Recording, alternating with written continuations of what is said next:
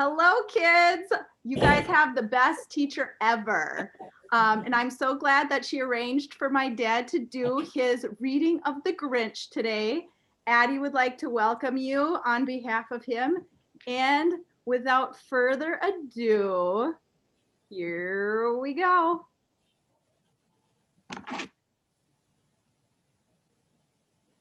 Every Who down in Whoville liked Christmas a lot.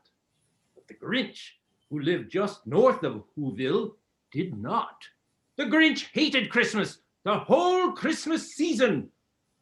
Now, please don't ask why. No one quite knows the reason. It could be that his head wasn't screwed on just right. It could be perhaps that his shoes were too tight.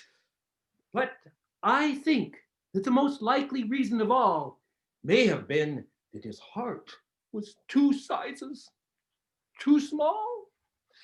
But whatever the reason, his heart or his shoes, he stood there on Christmas Eve hating the Who's, staring down from his cave with a sour, grinchy frown at the warm, lighted windows below in their town. For he knew every Who down in Whoville beneath was busy now hanging a mistletoe wreath. And they're hanging their stockings, he snarled with a sneer. Tomorrow is Christmas, it's practically here. Then he growled, with his Grinch fingers nervously drumming, I must find some way to stop Christmas from coming. For tomorrow he knew all the Who girls and boys would wake bright and early. They'd rush for their toys. And then, oh, the noise, noise. That's one thing he hated, was the noise. Oh, then the Who's, young and old, would sit down to a feast, and they'd feast, and they'd feast, and they'd feast. Feast. They would feast on Who pudding and rare Who roast beast, which was something the Grinch couldn't stand in the least. And then they'd do something he liked least of all. Every Who down in Whoville, the tall and the small, would stand close together with Christmas bells ringing. They'd stand, hand in hand, and the Who's would start singing. They'd sing, and they'd sing, and they'd sing. And the more the Grinch thought of this whole Christmas sing, the more the Grinch thought, I must stop this whole thing. Why, for 53 years I've put up with it now. I must stop this Christmas from coming. But how? Then he got an idea, an awful idea.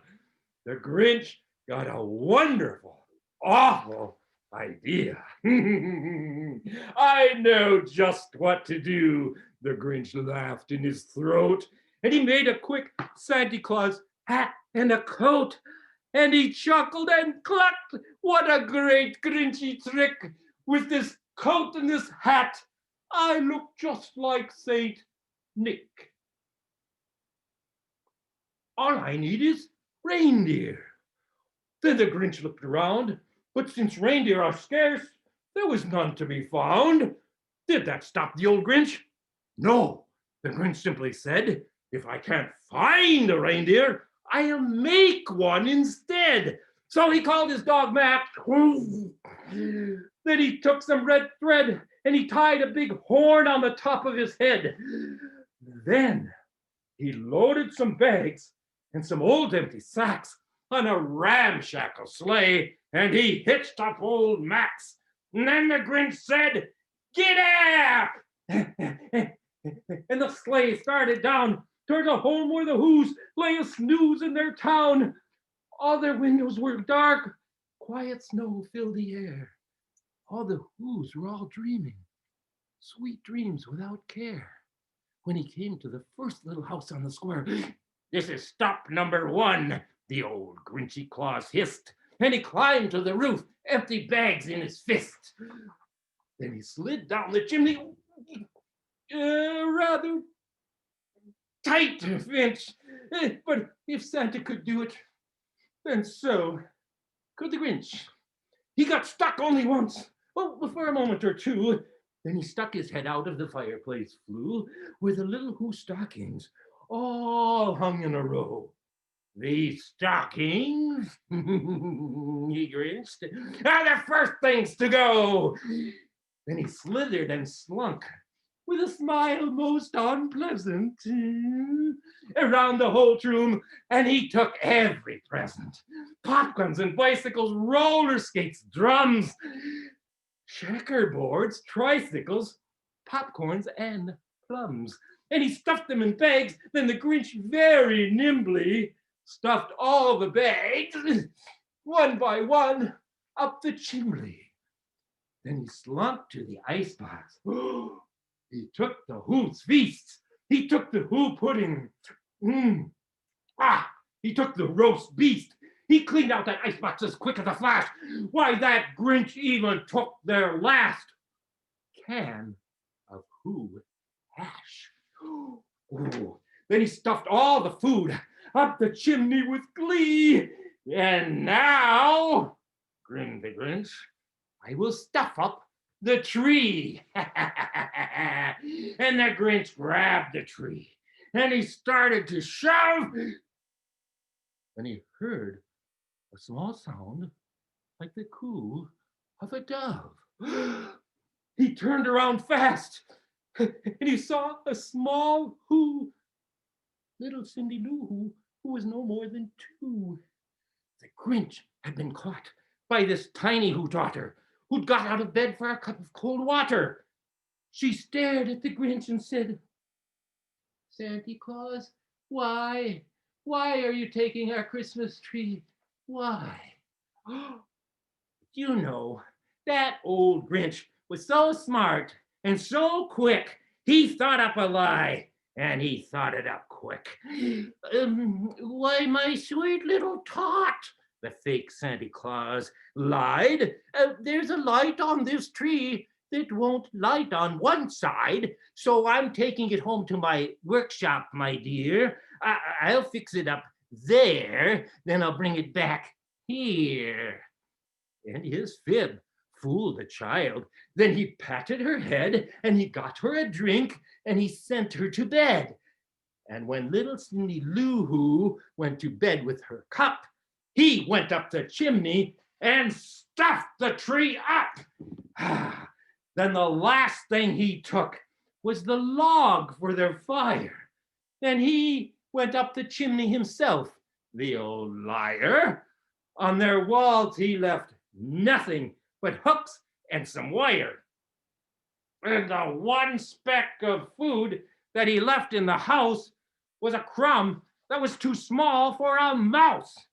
Then he did the same thing to the other Who's houses, leaving crumbs much too small for the other Who's mouses. It was a quarter past dawn. All the Who's still abed, all the Who's still a snooze, when he packed up his sled, packed it up with their presents, the ribbons, the wrappings, the tags and the tinsel, the trimmings, the trappings, 3,000 feet up the side of Mount Crumpet. He rode with his load to the tip top to dump it. "Pooh-pooh to the Who's," he was grinchishly humming. "They're finding out now that no Christmas is coming. They're just waking up. I know just what they'll do. Their mouths will hang open a moment or two. Then the Who's down in Whoville will all cry, 'Boo-hoo!' That's a noise," grinned the Grinch, "I simply must hear." So he paused, and the Grinch put his hand to his ear, and he did hear a sound rising over the snow. It started in low, then it started to grow, but the sound wasn't, it was not sad. Why, the sound sounded merry. It couldn't be so, but it was very, very. He stared down at Whoville. The Grinch popped his eyes. Then he shook. What he saw was a shocking surprise. Every Who down in Whoville, the tall and the small, was singing without any presents at all. He hadn't stopped Christmas from coming. It came somehow or other. It came just the same. And the Grinch, with his Grinch feet ice cold in the snow, stood puzzling and puzzling. How could it be so? It came without ribbons. It came without tags. It came without packages, boxes, or bags. And he puzzled 3 hours till his puzzler was sore. Then the Grinch thought of something he hadn't before. Maybe Christmas, yeah, he thought, doesn't come from a store. Maybe Christmas, perhaps, means a little bit more. And what happened then? Well, in Whoville, they say, the Grinch's small heart grew 3 sizes that day.